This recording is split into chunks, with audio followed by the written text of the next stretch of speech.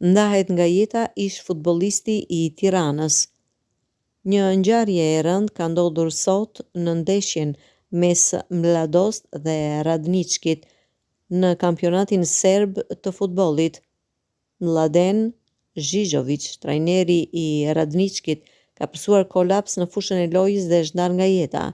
Ngjarja ka ndodhur në minutën e 20 të sfidës, kur 44 vjeçari Zhizović urrëzua para pankinës së tij. Atij ju dha ndihma mjekësore dhe u dërgua me ambulancë drejt spitalit.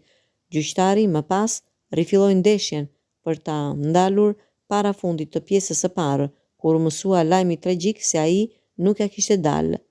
Zhizović është një emër i njohur edhe për futbollin shqiptar, pasi bosnjaku gjatë karrierës së tij si futbollist ka qenë pjesë e Tiranës në sezonin 2010-2011, duke luajtur 17 ndeshje e shënuar një gol për Bardhe Blut.